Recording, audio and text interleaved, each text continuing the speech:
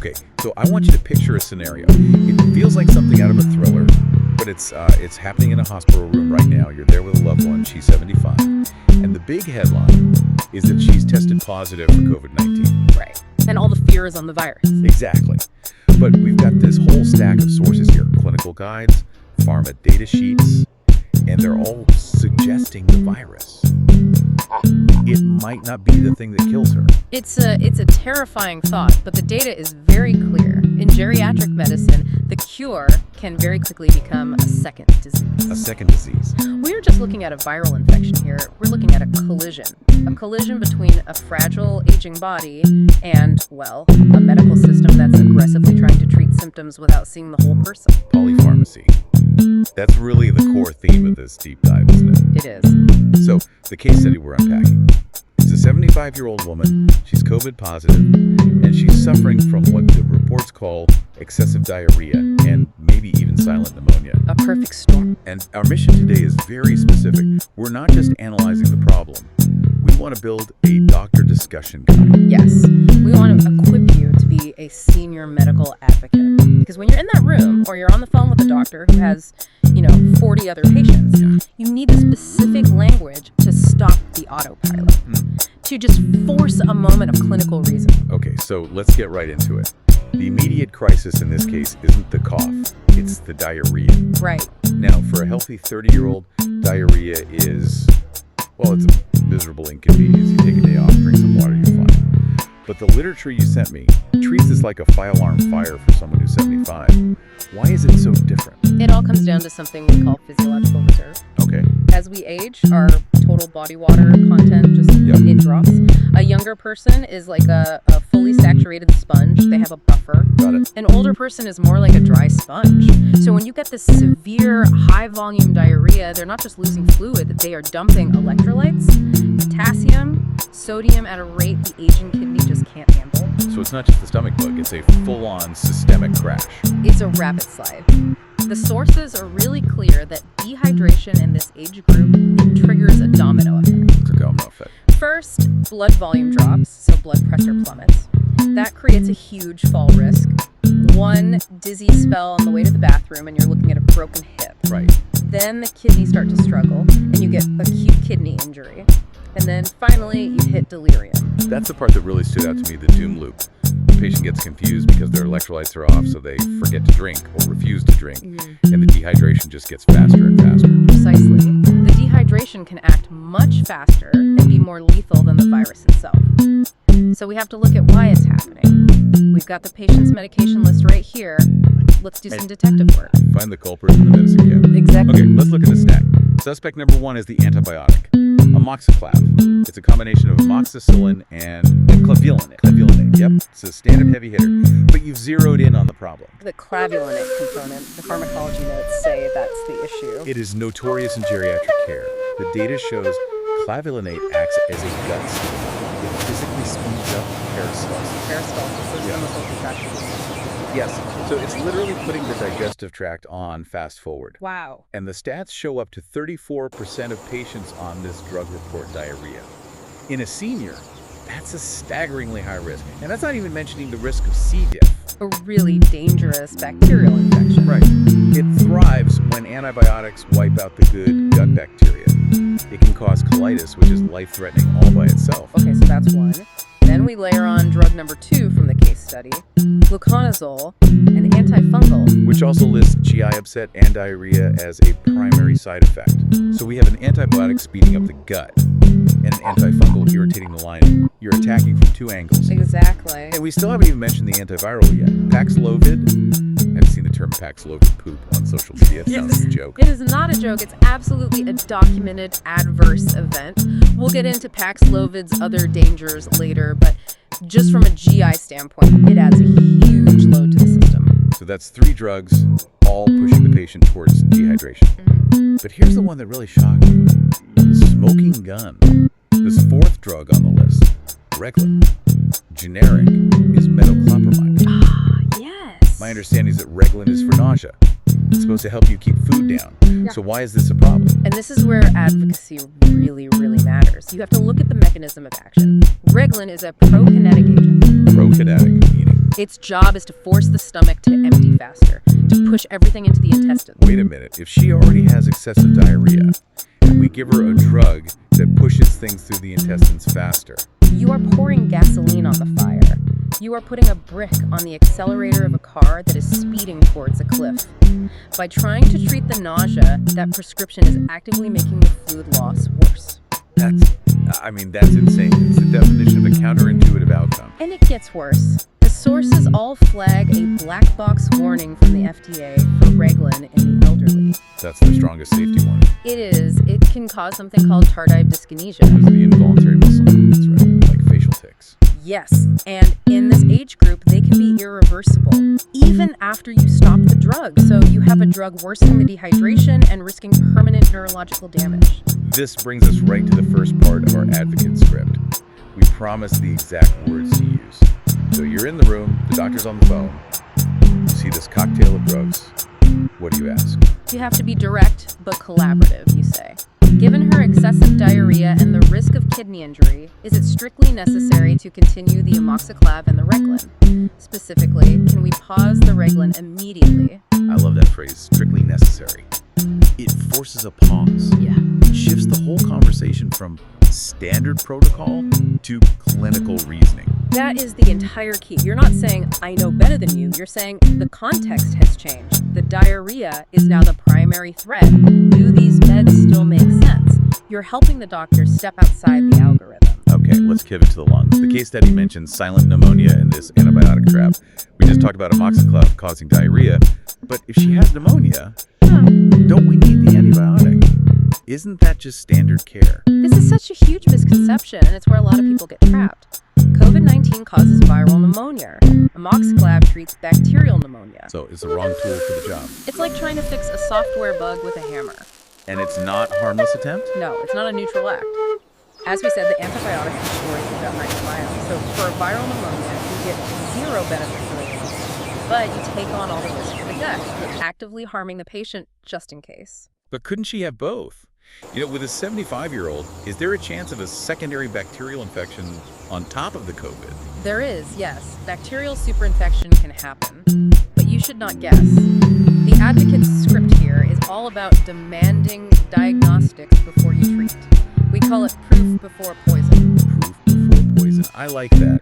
So what's the proof we should ask for? Two things. First, a chest x-ray. You want to distinguish between the patchy, grand glass look of viral COVID and the dense consolidation that suggests bacteria. If it's just ground glass. The antibiotic is likely unnecessary and harmful. Okay, what's the second diagnostic? Pulse oximetry.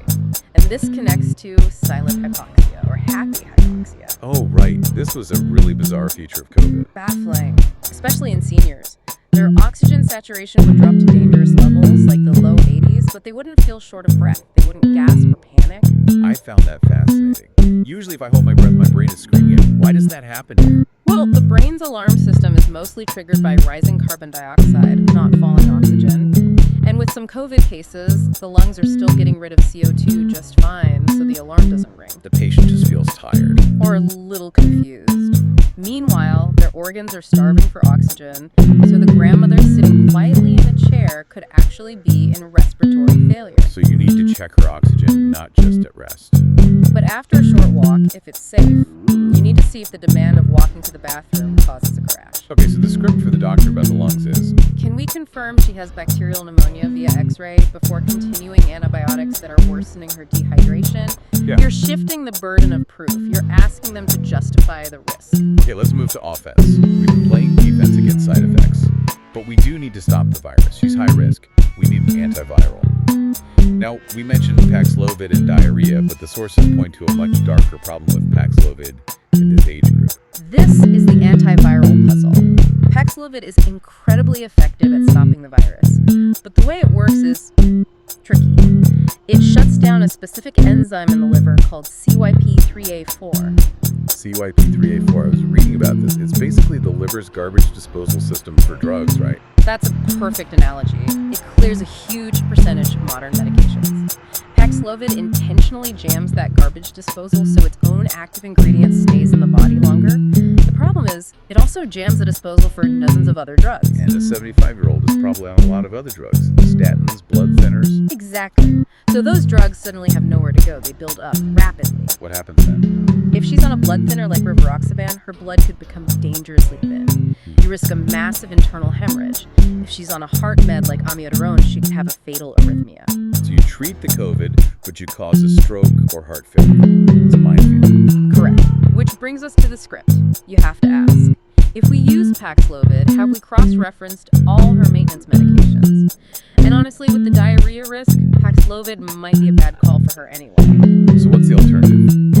If Paxlovid is too risky, are we just out of options? Not at all. The sources highlight remdesivir. It's an IV infusion, usually given over 3 consecutive days. And why is that safer here? 2 big reasons. First, it bypasses the gut completely, straight into the vein, so you avoid the Paxlovid poop. Second, it doesn't have that CYP3A4 interaction.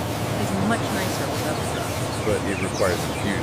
That's a logistical challenge. It is, but think about it. For a dehydrated senior, getting hooked up to an IV is actually a bonus. They get fluids right along with the medicine. Kills 2 birds with 1 stone. And if IV isn't an option, maybe they're in a rural area or something. There is molnupiravir. It's a pill. It's statistically less effective than Paxlovid, but it doesn't have the interaction baggage. It's a valid plan C.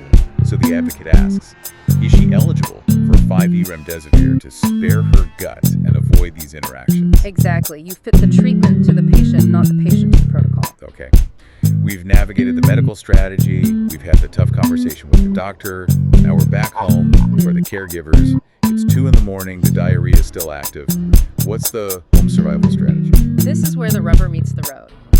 The most common mistake, and it's always done out of love, is thinking, she's dehydrated, give her lots of water. Which sounds completely logical. It sounds logical, but biologically it can fail. When you have diarrhea, the gut lining is inflamed. It loses its ability to absorb plain water efficiently. So water just goes right through her. Or worse, it can actually flush out more electrolytes, leading to low blood sodium. That can cause seizures. Wow. So water alone is useless. In severe cases, yes. You need what's called the sodium-glucose cotransport mechanism. Basically, the gut needs a little bit of sugar and salt together to unlock the cell and let the water in. Which is why we use things like Pedialyte or oral rehydration solutions. Exactly. Or bone broth, coconut water. You need those electrolytes. And the technique matters just as much as what's in the glass. The sipping strategy. I love this detail. It is crucial. If you hand her a 12-ounce Gatorade and she shoves it, you trigger the gastrocolic reflex. The stomach expands, signals the colon to empty, and boom, more diarrhea. You're right back where you started. So you need a slow drip. 2 to 4 ounces every 15 minutes. Relentless. You're basically mimicking an IV drip, but orally. You want absorption, not throughput. What about food? The old wisdom was always the brat diet. Bananas, rice, applesauce, toast. Is that still the gold standard? It's a safe place to start, but the sources argue for an expanded bland diet. Yep. The brat diet is almost entirely carbs. A senior fighting a virus needs amino acids. They need protein to maintain their immune function and muscle mass. So we're upgrading from just toast. Add soft proteins. Scrambled eggs are perfect. Boiled chicken, soft tofu. You want to avoid the triggers like dairy, grease, or anything too fibrous like a salad. A raw salad is like sandpaper to an inflamed gut. Got it. Now, as a caregiver, how do I know if I'm winning this battle at home? I can't run a blood test in my kitchen. You have 2 low-tech tools that are surprisingly accurate. First, the urine test. Okay. You are aiming for pale yellow. If it looks like apple juice, or worse, dark amber, she is clinically dehydrated. Dark amber means danger. And the second tool. The log. You have to write it down. Fluid in versus fluid out. It sounds tedious, but when you call the doctor saying she drank a lot, it's useless information. It's too subjective. Right, but saying she drank 40 ounces of Pedialyte, but she had 6 watery stools and hasn't urinated in 8 hours? That is actionable data. That tells the doctor exactly what's happening. That's the difference between a wait and see and a go to the ER. Absolutely. It empowers the doctor to make the right call. Speaking of the ER, let's wrap with the red flags. When do we stop all of this and just call 911? The sources are very clear on the non-negotiables. First, confusion. If she doesn't know where she is or who you are, her brain is either starved for oxygen or her sodium is really low. That's an immediate emergency. Brain checking out, call 911. Second, inability to stand. If she's too weak to get from the bed to a chair. Yep. This late-stage oxygen starvation. And on a pulse oximeter, what's the number? Anything consistently below 90, maybe 92%. And finally, the kidney signal. No urination for 8 hours. That means the kidneys are shutting down. You do not manage these at home. This has been a heavy deep dive, but a really important one. If we boil all this down, what's the one core philosophy our listener needs to have? It's the concept of deprescribing. Our medical culture is built on adding things. You have a symptom, here's a pill. Oh, you have a side effect from that pill, here's another pill. Prescribing cascade. Exactly. We treat the side effects of drugs with more drugs. The senior medical advocate has to be the one to stop that conveyor belt. You have to be the one to ask, what can we remove? So it's a minimalist approach to crisis management. It is. When the body is already under attack from a virus, sometimes the best thing you can do is just clear the deck. Reduce the chemical burden. Let the body do its job without fighting 3 different drugs in the gut. So the 3 magic words aren't prescribe me something. They're, is this necessary? Is this strictly necessary? If you ask that question, you change the entire trajectory of care. You force the system to see the person, not just the pathology. I want to leave everyone with that thought. In a world of more is better, sometimes the most life-saving move you can make is to do less. Thank you for diving deep with us today. Stay curious. And stay safe. We'll see you on the next deep dive.